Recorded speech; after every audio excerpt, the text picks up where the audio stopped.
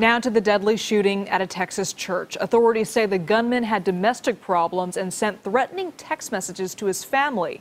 He shot and killed 26 people. Among the dead, his wife's grandmother. CBS reporter Meg Oliver is in Sutherland Springs, Texas, with the very latest. New information reveals that the Air Force failed to submit the suspect's criminal background to the FBI. It might have prevented him from buying those firearms that he used for the massacre here at the First Baptist Church. FBI agents used metal detectors to comb through the murder scene outside the First Baptist Church of Sutherland Springs, Texas. Authorities say 26-year-old Devin Kelly opened fire during services Sunday, killing more than 24 people. There was a domestic situation going on within this family.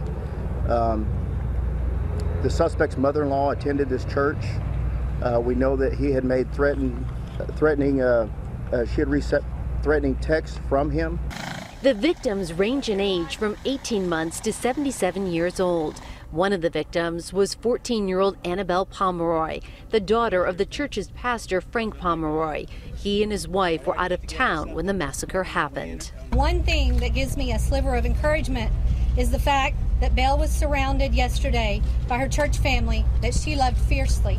Authorities say as Kelly left the church, a Good Samaritan who lives across the street exchanged gunfire, wounding Kelly before he drove off. The Good Samaritan then jumped in a truck driven by Johnny Langendorf, and they gave chase. And said he just shot at the church and said we have to get him. I said let's go, and that's what we did.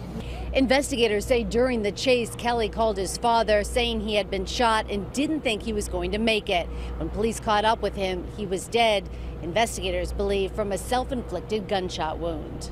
Kelly served in the Air Force but was court-martialed in 2012 on charges he assaulted his wife and child. He later pleaded guilty to 2 counts of domestic violence. Under federal law, his name should have been entered into the national database of people not allowed to purchase firearms because of their criminal records. But today, the Air Force admitted it failed to submit Kelly's name, allowing him to purchase the weapons used in Sunday's attack. CBS News has learned there were multiple instances where Kelly assaulted his first wife and stepson. He even fractured his stepson's skull. Liz? And Meg, what are we learning now about the suspect's injuries?